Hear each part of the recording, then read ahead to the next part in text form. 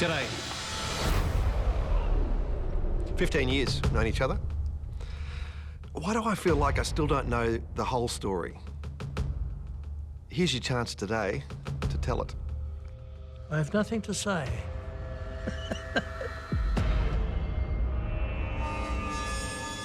He's been called Australia's Dirty Harry. I'm going to blow your fucking head off. But just how dirty was he? There was a bit of a war on. Now there are allegations that the killer was in fact a police officer. He may have shot up to 40 crooks. You're a nice cunt, you just killed my friend. Did Brian Murphy get a green light to break the law? I've done plenty of things that some people say that I should stand trial for. Or did he do what had to be done? Murphy, 1 minute we're trying to convict you of murder, and the next we're giving you a fella badge. Investigative reporter Adam Shand goes in search of the truth. Are you saying he was also paying Brian Murphy? And finds himself in the firing line. Do you think you're over-egging this just a little bit? Do you think you're underplaying it just a lot?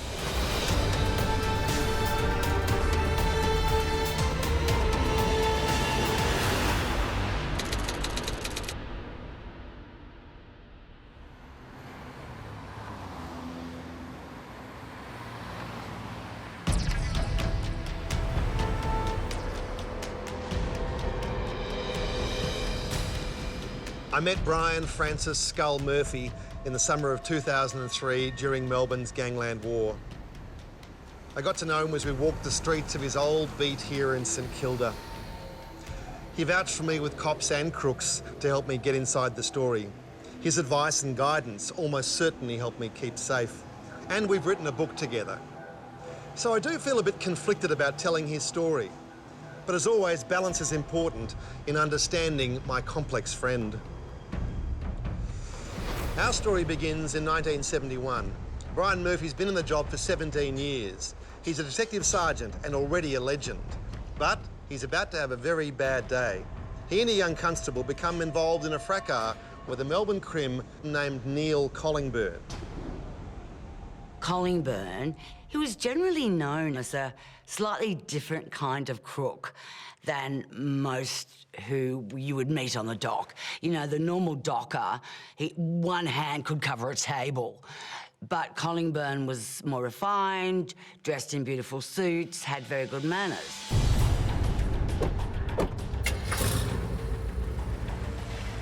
The trouble started when Collingburn went for a drive in Fitzroy with a couple of mates who were also crooks. The car got pulled over by two policemen, Carl Stillman and Max Gosney. Well, they find in the back of his car an almost new set of golf clubs, and their suspicions are raised. The two cops, Stillman and Gosney, suspect the golf clubs are stolen and insist on taking the three men back to Russell Street HQ. What happened next in the police muster room was a hotly disputed subject. There were a couple of versions of how this went down, apparently.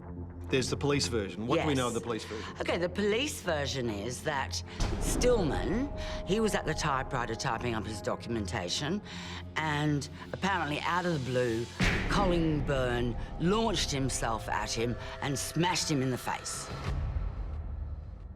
He went tumbling down onto the ground, from where Stillman says he actually kicked at Collingburn and got him in the stomach. Then Collingburn leapt about 3 metres across the room to start attacking Stillman again.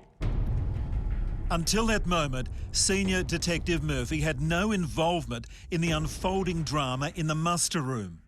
I told them to be very careful of the three blokes, because if they got the slightest chance, they kick it to death. Being Stillman left me with a feeling that he knew better than I, but that was his problem. But it was about to become Murphy's problem too. Now, Murphy hears all this ruckus going on in the muster room, so Murphy entered stage left and put Collingburn in the dreaded Murphy headlock.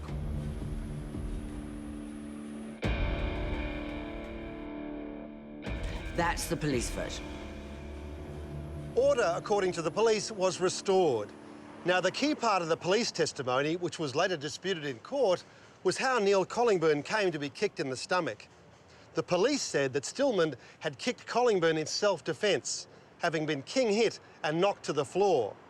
But that version of events was disputed in court.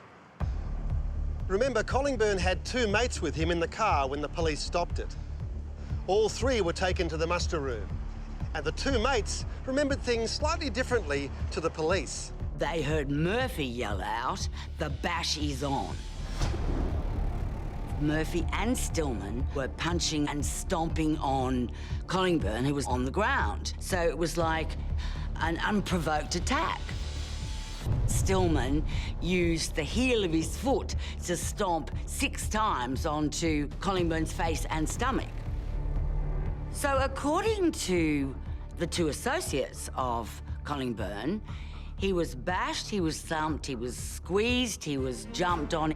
His head was bashed into a set of metal lockers in an unprovoked attack. So ultimately, it was the word of 2 cops against 2 crims. Collingburn, in physical distress after the fight in the muster room, was driven to St Vincent's Hospital by Stillman. A court was later told that he was denied treatment for 24 hours because of his aggressive outbursts against staff. This probably sealed his fate. The heel of Stillman's police boot had ruptured his duodenum, which plays a vital role in the digestion of food in the small intestine. Collingburn eventually underwent surgery, but stricken with gas gangrene, he died 2 days after being admitted. It turned out that the golf clubs the police had found in the boot of his car were not in fact stolen after all. He died for nothing.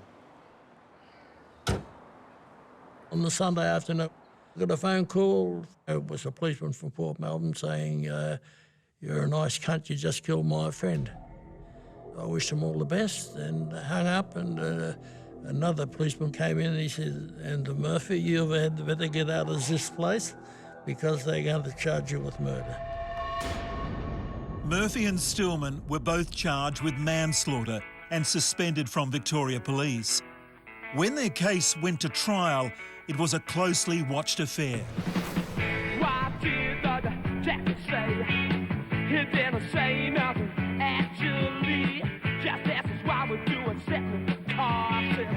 We were waiting for the lights to change and said, "Boys, that's mighty strange. Boys, I'll tie your feet. Boys, we're going down. We're going down to Russell Street." Compounding the drama, Collingburn had been a paid-up member of the Painters and Dockers, a union full of criminals and miscreants. It was no secret that many unionists wanted Murphy dead. There were days that no one was allowed in the front seat with Dad in the car. Mum was, but none of the kids, because there was a loaded shotgun in there. Murphy's 5 children were all aware of the danger he was in and the distinct possibility he'd be found guilty at trial and sent to jail. The day of the verdict, do you recall that day? Oh, vividly. Lots of extended family came to the home. I think Mum and Dad probably had to go to court into the city by about 10 o'clock, 10:30. I took Bernadine, the eldest girl, and Reg down to the shed, and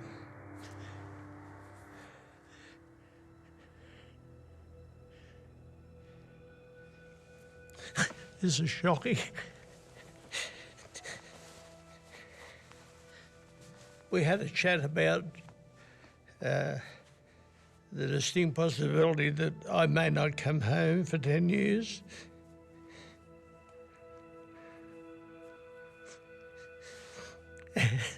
And the tears in Reg's eyes, not mine, were about the size of golf balls. Dad said, I need you to be brave, I need you to be strong, and don't go menacing your brothers and sisters. He accepted the responsibility, and He's the same bloke today.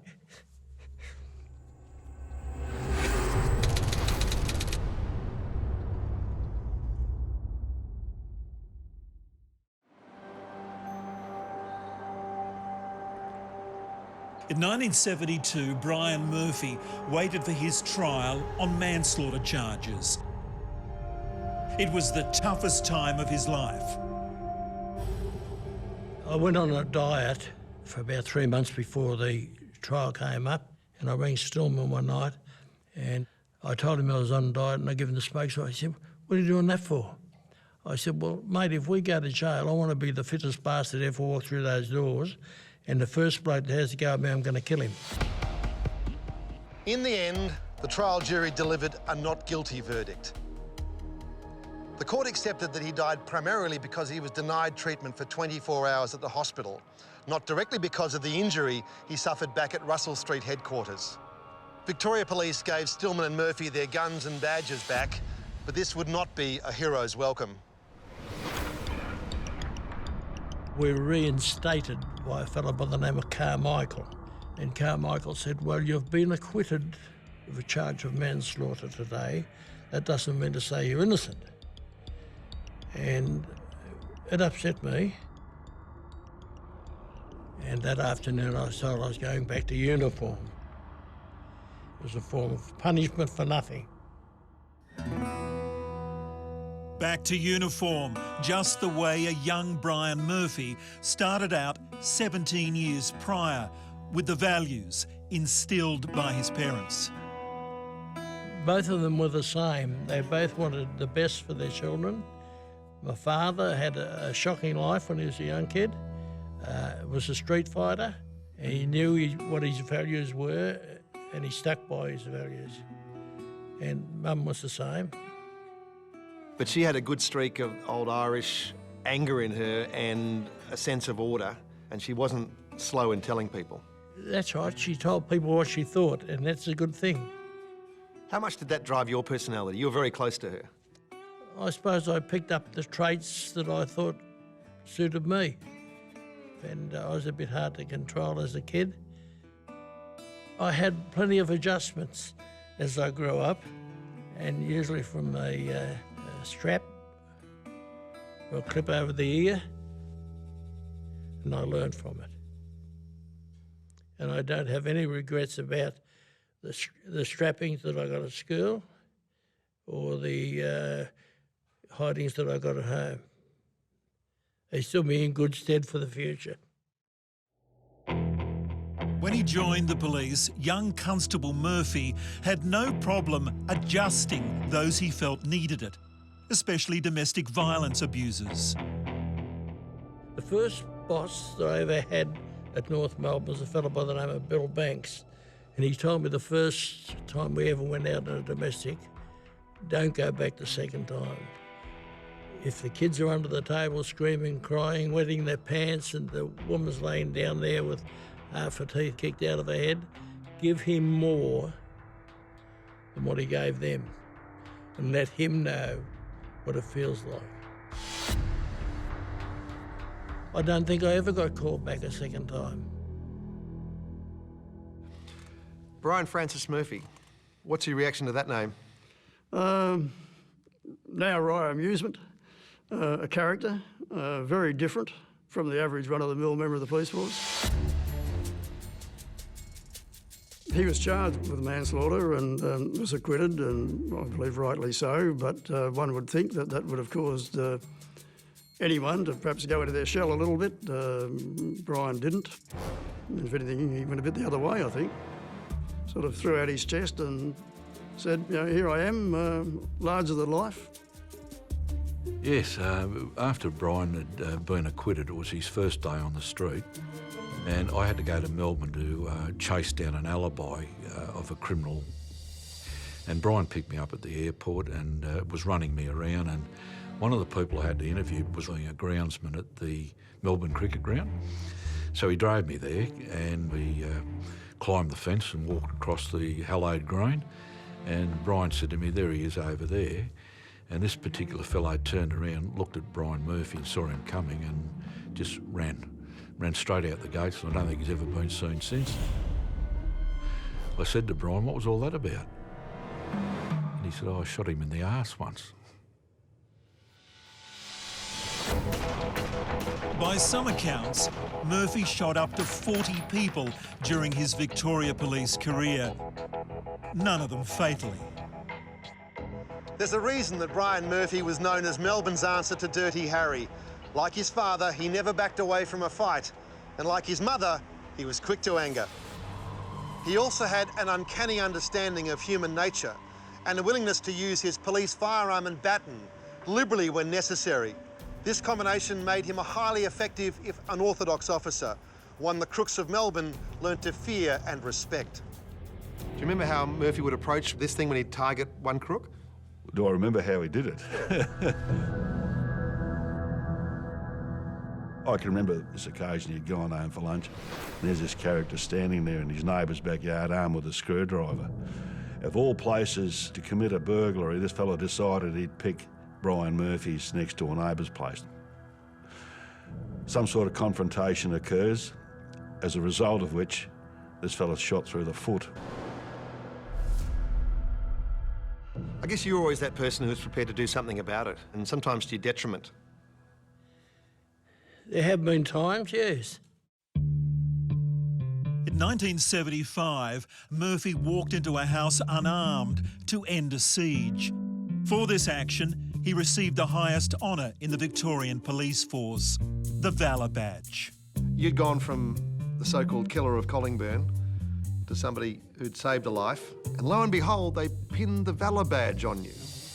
We were all standing to attention there, and he said, Murphy, 1 minute we're trying to convict you of murder, and the next minute we're giving you a Valour Badge. But yeah, it was good.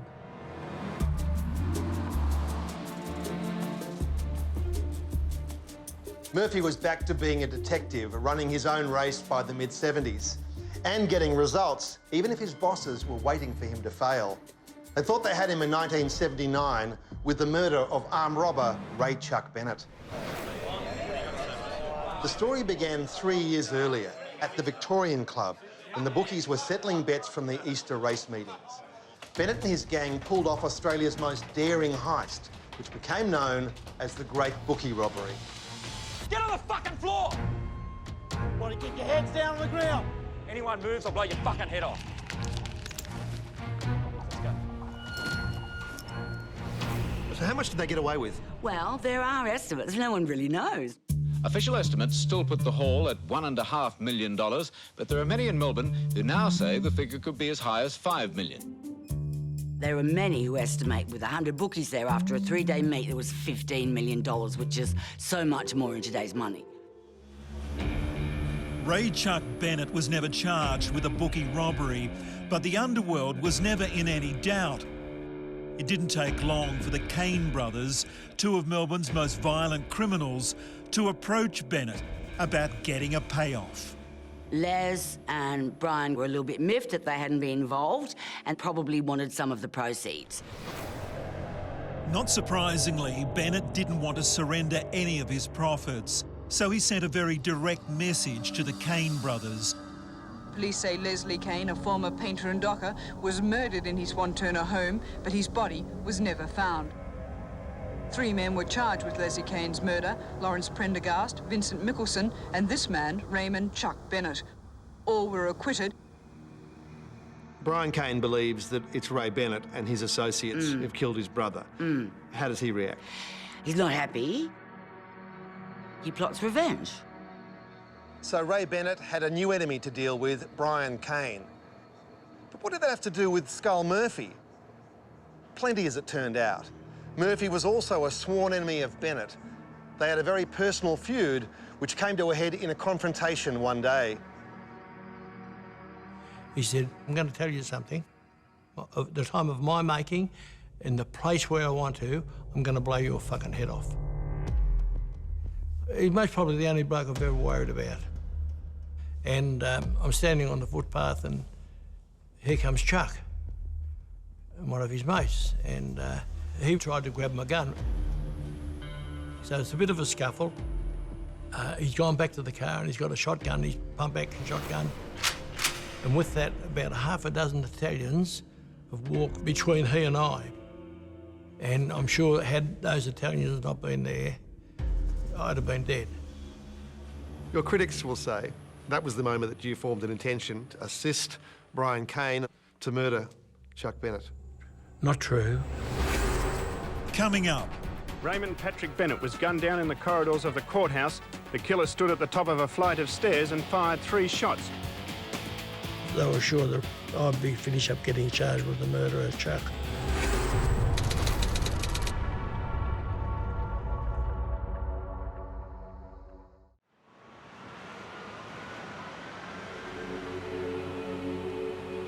The old Melbourne Magistrates Court in Russell Street, just across the road from police headquarters, was the last place you'd expect to see an execution-style murder.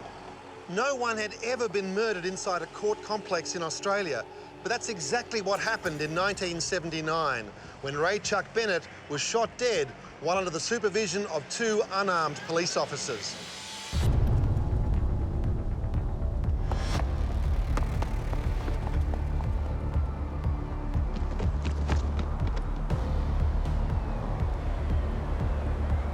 Raymond Patrick Bennett was gunned down in the corridors of the courthouse as he was being led to the 10th court to face armed robbery charges. The killer stood at the top of a flight of stairs and fired 3 shots, hitting Bennett twice in the chest and in one of his hands. straight away there were 2 suspects in the frame.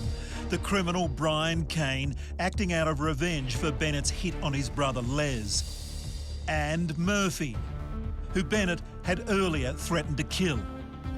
Now there are allegations that the killer was in fact a police officer. I was told about those allegations by high-ranking police officers.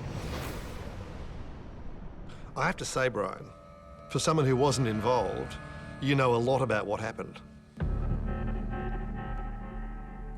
I dream about these things, but what I'm telling you now is I think one day it will be proved to be 100% correct. I think Brian Cain conned them. They get into the city court one Sunday morning with the caretaker, and they did a reconnaissance on the joint, and they got into the garage where the police put their cars. They pushed the nails out of the corrugated iron, and once he shot Chuck, he knew the route to take and got out, got his car, drove away to, I'm pretty sure, a policeman's house. So you're saying police assisted in the murder of Bennett, but it wasn't you? That's right.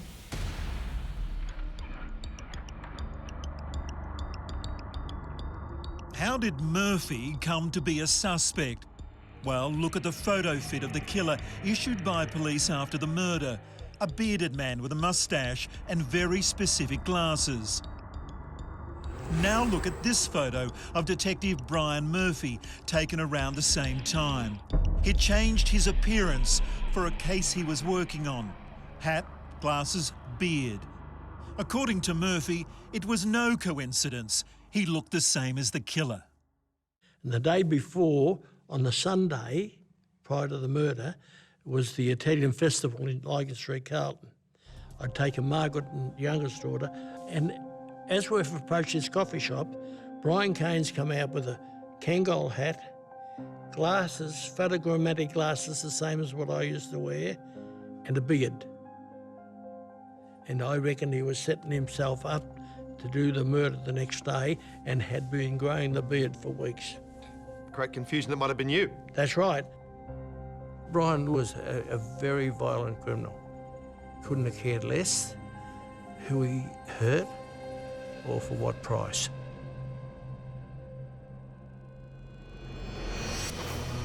Murphy says when he refused an approach by Brian Cain to seek revenge on Bennett, Cain persuaded other policemen to help him carry out the audacious hit. To this day, Murphy denies any part in the hit, although he claims to know the names of other police who were involved. The Police Internal Investigation Squad, B11, is conducting investigations into 2 police officers in connection with the Bennett slaying. What they did that night, they went to my office, the internal investigations. They photostated every piece of paper and every book. They took the blotting pads away, did everything, because they were sure I'd be finished up getting charged with the murder of Chuck.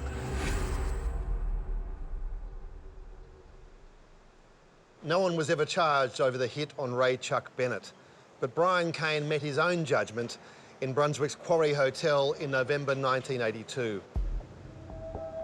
Again, no one was ever charged over that shooting. As usual, Brian Murphy skated through all this drama, but more strife was about to find him. He came up with a plan that just looks totally diabolical by today's standards. A state-sanctioned program where he cultivated informers on the public purse. When we return, on the prowl at Mickey's Disco. I love the music. But was Murphy paid protection money? He was getting under-the-table payments each week of $200.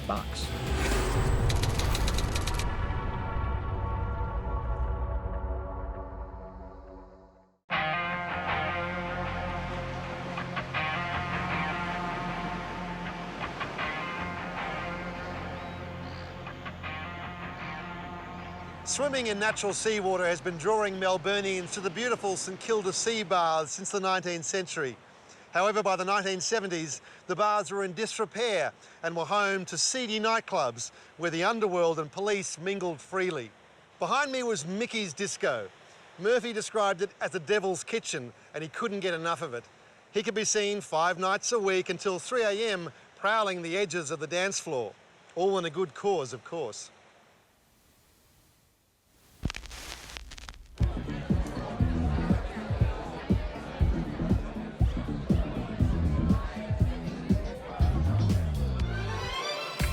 I love the music. I can't put it on tone. I like it loud. Down there I get in for nicks and I listen to what's going on. I hear the music, I go home, I sleep from about 3 o'clock through till 6 and that's enough. I'm a made man. More than the Bee Gees and the Jackson 5, Mickey's Disco became an outlet for Murphy to run criminal informers, including the owner of the club, Ron Feeney. Murphy was joined in his surveillance activities by Senior Sergeant Paul Higgins. The two policemen took their plan to Frank Green, the boss of the Bureau of Criminal Intelligence. Green used to give Higgins and I $150 a week out of the slush fund to go and shout villains drinks and whatever it cost us. What you're saying is that this was effectively a black operation funded by Frank Green for you to infiltrate. That's right. The local scene. Yeah. Murphy made it his business to know who they were, where they were, who they hung around with and what they were doing. I was a nondescript sort of person that just looked at everything and listened to everything and reported back to Frank Green. Not so fast, says this man.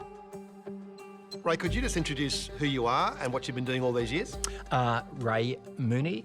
I went to jail in '68 for rape, served nearly 8 years. Did you do it? Yes. Yes, I was guilty. After serving jail time, Ray Mooney was employed as a bouncer at Mickey's, but he always kept an eye out for Murphy. So what would he be doing on any given night? Wandering the place as if he was a part owner. Now, there's so much evidence to prove that Murphy and Paul Higgins and other police were being paid protection money to be able to work at Mickey's Disco. Now, of course, Murphy denied that. But you're on the payroll at Mickey's? No. Never were? No. No secret shareholding? Oh, no.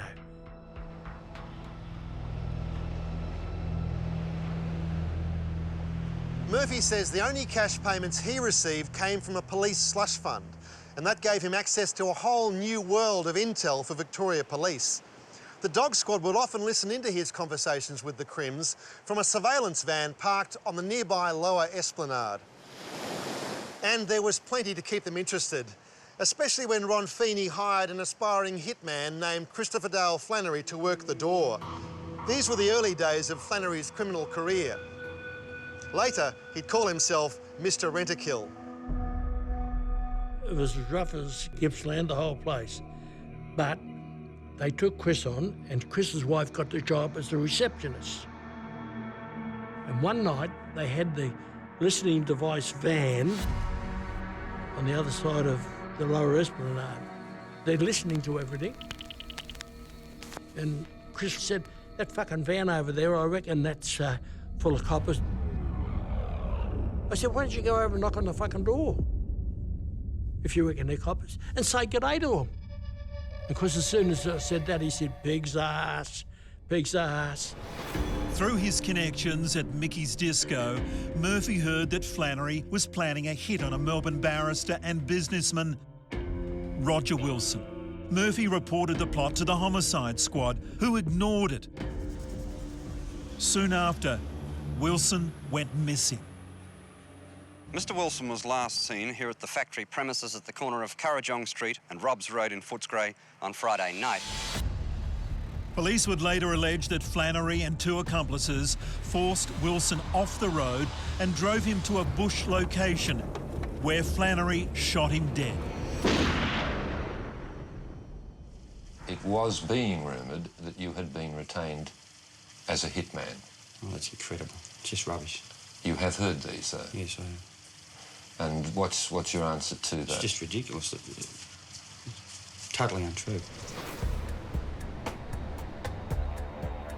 Flannery and two other men were charged over the hit, but they were acquitted when the crucial Crown witness, Deborah Boundy, mysteriously disappeared, never to be seen again.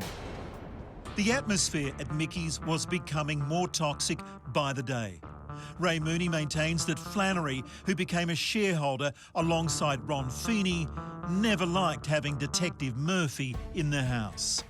Chris found out that he was getting under-the-table payments by Feeney each week of $200.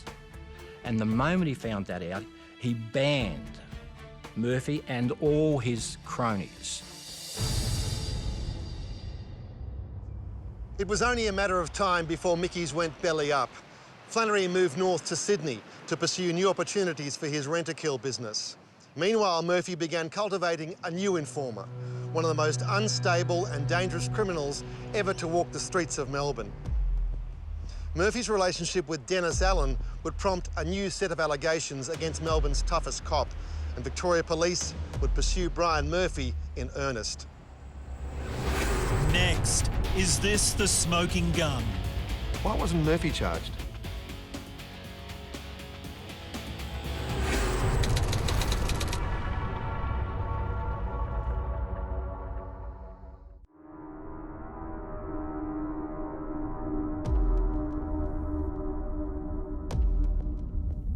In the 80s, Murphy cultivated a relationship with a homicidal drug dealer named Dennis Allen. He was the eldest of 10 children born to Kath Pettingill, the matriarch of Melbourne's most infamous crime family, known as the Clan, and the inspiration for the film Animal Kingdom. Dennis, an unhinged drug addict, commanded a heroin business pulling in up to $100,000 a week from this house in Richmond, while killing friends and enemies alike. A good example was his murder of Hell's Angel Anton Kenny, whom he shot, cut up with a chainsaw, and dumped in a barrel.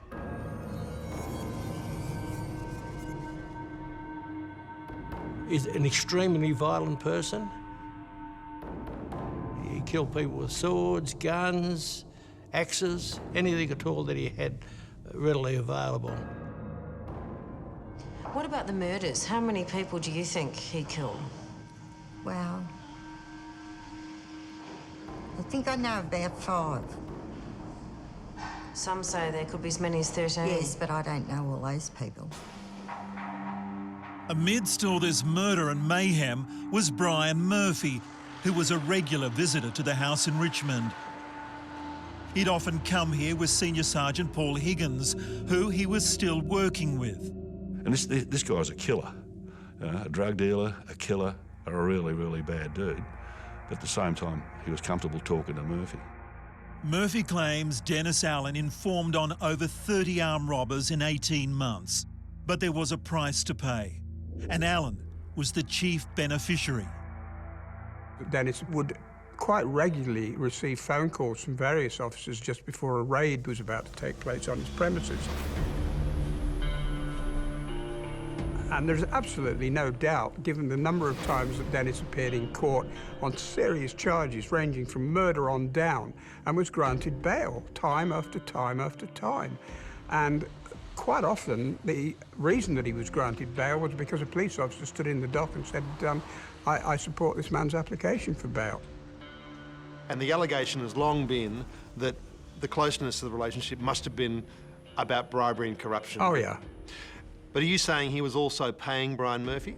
I would be surprised if he wasn't. I don't have any proof that he was paying Brian Murphy, but I do know that there was a relationship between the two of them.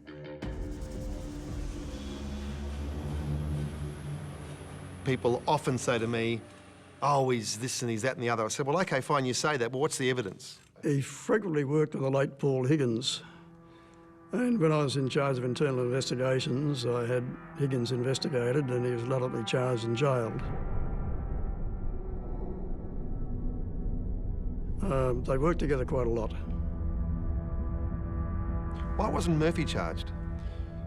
There was not enough evidence to contemplate bringing charges. Yet there was against Higgins? Yes. The investigation into Paul Higgins lasted 5 years and cost $33 million. He was convicted for taking bribes from a massage parlour boss. And even though Murphy was working closely with Higgins at the time, he was never interviewed. Kel Glare, who's no great fan of yours, acknowledges they couldn't pin you with anything. Yeah, sometimes you look for something that's not there. And that's what they did. You know? There's graft and corruption, which is one thing the bosses tried but failed to pin on Brian Murphy. And then there's what's called the green light. And a green light means you have the right to work with criminals so that you can gain their trust. And if that means breaking the law to prove to them that you've got their trust, at the highest level, we will give you the right to do that. Who do you think gave Brian Murphy a green light? It has to come from the top. Ray Mooney. He says the reason why Murphy got away with everything was that he got a green light. He certainly didn't have a green light from me. Can you tell us whether you actually did have a green light? No, that never happened. I never had a green light. Anything I did under my own volition. Yeah. Do you think you're over-egging this just a little bit? Do you think you're underplaying it just a lot? Well, have you got one policeman who's prepared to back up your version? No, of course I don't. For the record, what was your relationship with Dennis Allen? He was a ferocious informer. Informers, they're like cow manure or horse manure. Nobody wants to handle them because of the stink. And the bosses don't want to talk to a criminal. And this was the policeman's job, but it's disappearing as the days go by. Manure, stinky to handle, but gets results. That's right. Still to come, the day Brian Murphy pulled a gun on his daughter. I was half crazy, and I'm fucking, what's going on here?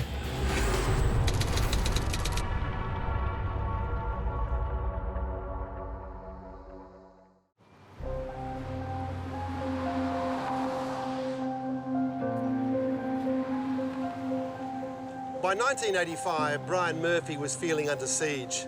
His policing methods were increasingly being scrutinised. He felt like his bosses in Victoria Police wanted him to stuff up so they could be rid of him once and for all. It was no accident then that he was assigned to a case that would quite literally send him over the edge.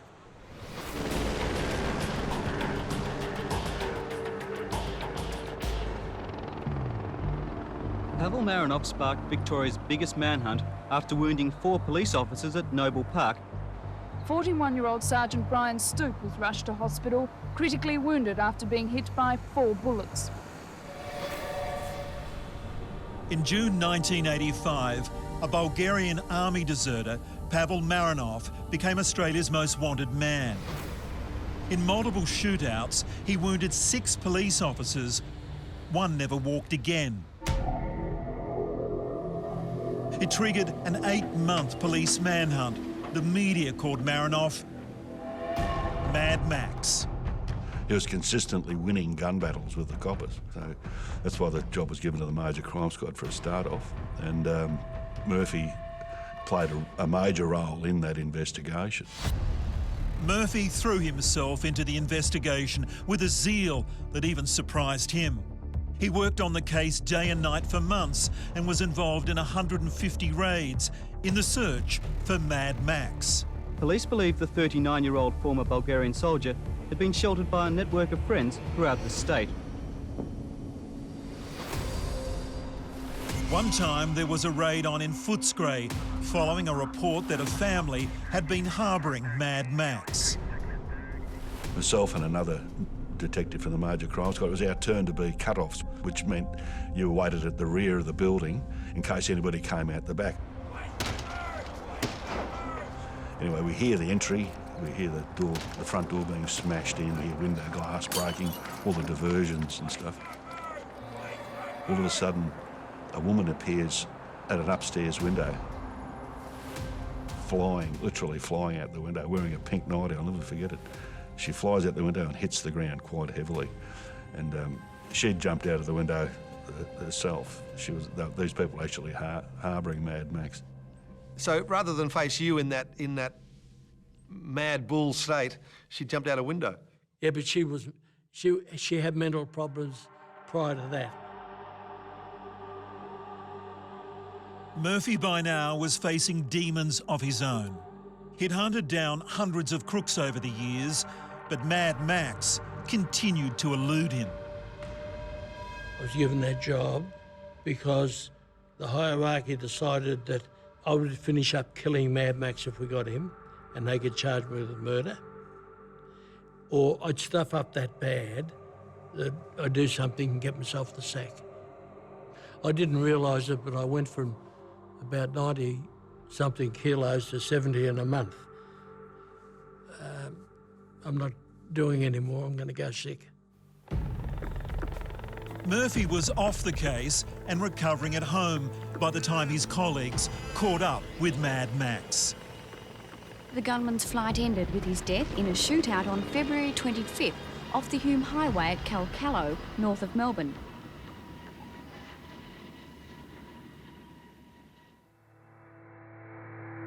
Murphy had been through a lot, and all his issues came to a head at home. He found himself exploding with anger at the smallest things and took it out on his family.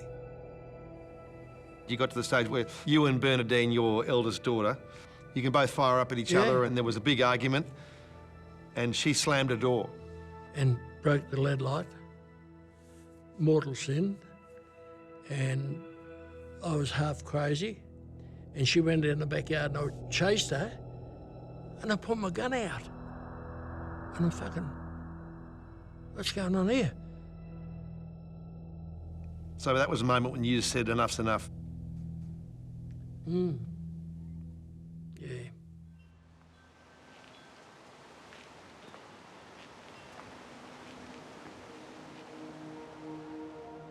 I admired Brian Murphy. He survived when all the others didn't. He survived. He had his finger on the pulse to a greater extent than I think any police officer before or since ever has had in dealings with the Melbourne underworld. I've done plenty of things that some people say that I should stand trial for, but I've done plenty that I most probably shouldn't have done for the betterment of the community in which we live in the state of Victoria. Murphy says he did do a few things wrong. It's a bit too late to tell me now. It probably is, yeah. But I don't think it was in the way of taking money. I think it was in the way of outcomes. You know, using improper means is never justifiable. Police are required to play the game according to law. It's as simple as that. They must not stray from that. If they do, they bring themselves into disrepute, they bring the force into disrepute, and they don't serve the needs of the public.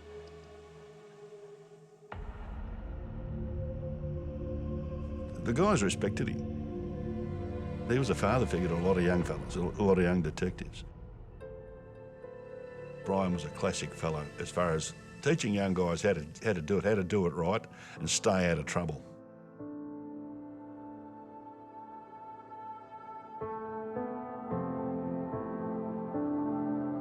Ours began as a professional relationship, but it became a friendship, and I'm happy to say that. You're a dear friend of mine. How do you want to be remembered? A husband and a father. That's all.